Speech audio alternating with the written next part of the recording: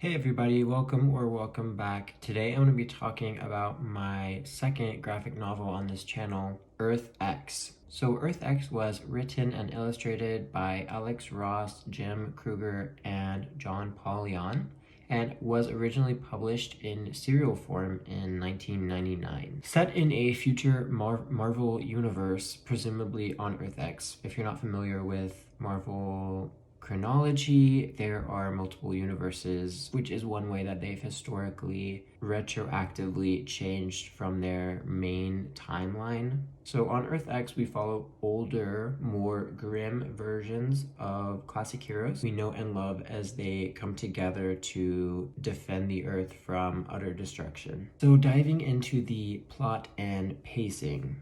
The story is primarily told through the perspective of a new watcher. A watcher is someone who watches Earth's history unfold. This new watcher was once an Avenger known as Machine Man. He is referred to as X-51 as he chronicles the events of Earth's heroes to the blinded former watcher. X-51 uncovers a plot millennia in the making, which works to explain why superheroes exist on Earth and what their greater purpose is. Now to talk about the characters. So one of the fantastic things about this comic is, as a comics fan, virtually any of the main heavy hitters you know and love from Marvel make at least a guest appearance in the story, if not a larger role. Some of the classic Avengers such as Iron Man, Captain America, and Mr. Fantastic have aged and changed, sometimes beyond recognition. Other heroes like Wolverine, T'Challa, and The Thing remain mainly unchanged in outward appearance. The story also introduces new heroes and villains whose origins expand possibilities in the Marvel chronology. Now to talk about some of the themes brought up in this graphic novel. So the story discusses multiple themes, including what it means to be human, humanity's responsibilities to one another,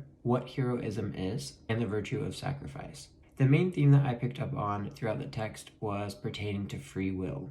Now to talk about some of the really good elements of the story. So you may have already gotten this, but the story is so expansive and all-encompassing. This is more of what I wanted from Kingdom Come, which Alex Ross illustrated and I previously reviewed on this channel. Seemingly the creators had more freedom in scope, as Ross mentioned that Kingdom Come was tethered by a page limit. However, this series spans multiple issues and has much more opportunity to deep dive into characters and deliver solid arcs while keeping the story linear and exciting. Secondly, I have to praise Ross's work in the issue break covers and concept art provided. I absolutely love his art style, and I'm so happy that his work was included in the graphic novel. I also want to give credit to John Paul Leon, who delivered super solid line art which vividly captures the scope and the scale of the story. I also really enjoyed the twists that they included in the story. When I was younger, I remember reading comics and being super shocked by some of the surprising twists that they include. Some of the more recent comic stories